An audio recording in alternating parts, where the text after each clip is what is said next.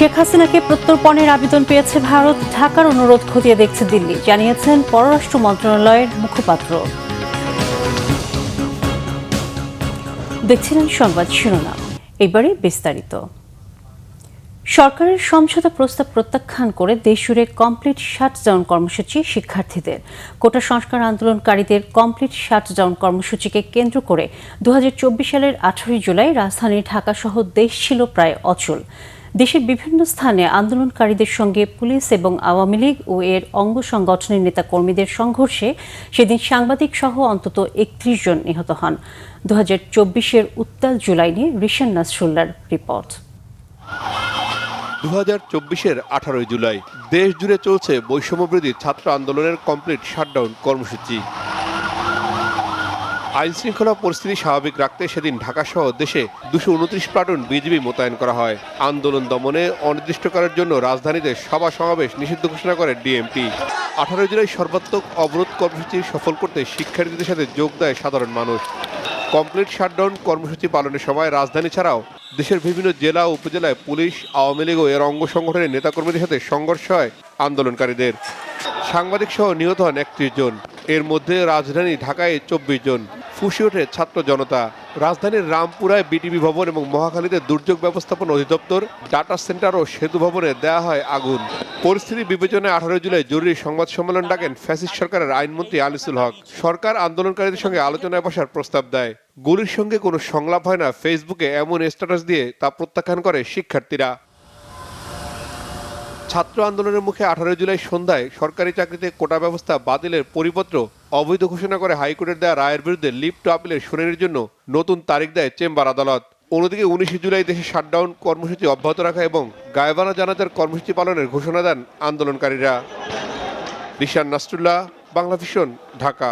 বাংলাদেশের সাবেক প্রধানমন্ত্রী শেখ হাসিনাকে প্রত্যর্পণের অনুরোধ খতিয়ে দেখছে ভারতের পররাষ্ট্র মন্ত্রণালয়ের মুখপাত্র রণধীর জয়সওয়াল জানিয়েছেন। শুক্রবার দিল্লিতে ভারতের পররাষ্ট্র মন্ত্রণালয়ের ব্রিফিংয়ে এ বিষয়ে এক প্রশ্নের জবাবে কথা বলেন জয়সওয়াল। নিয়মিত সাপ্তাহিক ব্রিফিংয়ে সাংবাদিকদের প্রশ্নের জবাবে জয়সওয়াল বলেন, বাংলাদেশ সরকারের পক্ষ থেকে সাবেক প্রধানমন্ত্রী শেখ হাসিনাকে প্রত্যর্পণের অনুরোধ পেয়েছে নয়াদিল্লি। তিনি জানান, সংশ্লিষ্ট আইনগত ও বিচারিক প্রক্রিয়ার আলোকে অনুরোধটি বিবেচনা করা হবে। তবে এ বিষয়ে বিস্তারিত আর কোনো মন্তব্য করেননি তিনি। শুধু শেখ হাসিনা নয়, ভারতে গ্রেফতার হওয়া হাতি হত্যার অভিযুক্ত ফয়সাল করিমকে প্রত্যর্পণের বিষয়েও বাংলাদেশের স্বরাষ্ট্রমন্ত্রী অনুরোধ জানিয়ে কাগজপত্র পাঠিয়েছেন। তবে এ ব্যাপারে জয়সওয়াল বলেন, এ বিষয়ে তার কিছু জানা নেই। তিনি বলেন, প্রত্যর্পণ সংক্রান্ত যে কোনো বিষয়ে ভারতের আইনের মাধ্যমে সিদ্ধান্ত নেওয়া হবে। গত কয়েকদিনের বৃষ্টিতে পানিবন্দী হয়ে পড়েছে নারায়ণগঞ্জের রূপগঞ্জ উপজেলায় 7 গ্রামের প্রায় 20,000 মানুষ। রাস্তা, ঘরবাড়িতে পানি ঢুকে কৃত্রিম বন্যায় রূপ নিয়েছে। এতে করে শিশু থেকে শুরু করে অর্ধশতাধিক নারী পুরুষ ঠান্ডাজনিত পানিবাহিত রোগে আক্রান্ত হয়ে পড়েছেন। জলাবদ্ধতায় আটকে পড়া স্কুল ও মাদ্রাসায় যেতে পারছেন না শিক্ষার্থীরা। পানি নিষ্কাশনের সরকারি খালগুলো ইস্ট উড সিটি নামের একটি আবাসন প্রকল্প ভরাট করে ফেলায় এই পরিস্থিতি তৈরি হয়েছে বলে অভিযোগ স্থানীয়দের। খলিল শিকদারের পাঠানো তথ্য ছবিতে দেখুন বিস্তারিত। রূপগঞ্জ উপজেলার কাঞ্চন পৌরসভার হাটাবো, টেকপাড়া, কালাদি, নলপাথর, নরাবো, কোষাব, আইতলা ও ডুলুরদিয়া গ্রামে প্রায় 20,000 মানুষের বসবাস। এসব গ্রামের কৃষি জমিতে পানি নিষ্কাশনের জন্য ছোট বড় মিলিয়ে প্রায় 6টি খাল রয়েছে। একসময় এসব খাল দিয়ে বৃষ্টির পানি সরে যেত, কিন্তু বেশ কয়েক বছর ধরে ইস্টউড সিটি নামের একটি আবাসন প্রকল্প পানি নিষ্কাশনের সরকারি খালগুলো ভরাট করে দখলে নিয়ে গেছে বলে অভিযোগ পাওয়া গেছে। বৃষ্টি হলেই পানি আটকে গিয়ে জলাবদ্ধতা তৈরি হয় এলাকাগুলোতে। ময়লা ও আবর্জনা যুক্ত এসব পানির কারণে পানিবাহিত রোগে আক্রান্ত হচ্ছেন শিশু, বৃদ্ধ থেকে শুরু করে সব বয়সী মানুষ। প্রতিবাদে নানা কর্মসূচিতেও উদ্ধার করা যায়নি খালগুলো। ইস্টউড সিটির অবৈধ জায়গায় বালু ফেলায় সব ভরে ফেলাইছে।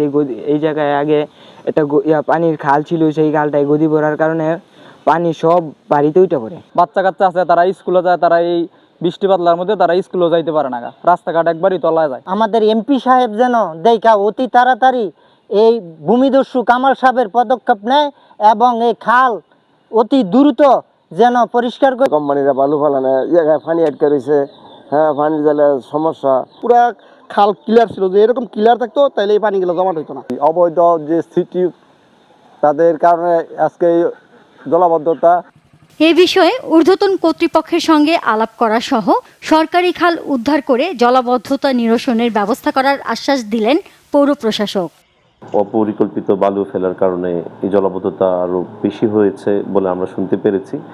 এই কোম্পানিগুলোকে আমরা চিহ্নিত করব এবং তারা তাদের অনুমোদন আছে কিনা বা অনুমোদন থাকলেও তারা ওই অনুমোদনের বাইরে গিয়ে এটাকে এক্সটেনশন করেছে কিনা সেটা আমরা খতিয়ে দেখব এবং আইন ও বিধি অনুযায়ী তাদের বিরুদ্ধে যে ব্যবস্থা গ্রহণ করার প্রয়োজন আমরা সেটা ব্যবস্থা গ্রহণ করব ইনশাআল্লাহ। জলাবদ্ধতার স্থায়ী সমাধানে অবৈধভাবে ভরাট করা খাল পুনরুদ্ধার, পানি নিষ্কাশনের পথ সচল এবং দায়ীদের বিরুদ্ধে ব্যবস্থা নেয়ার দাবি ভুক্তভোগীদের। Bangla Vision news desk.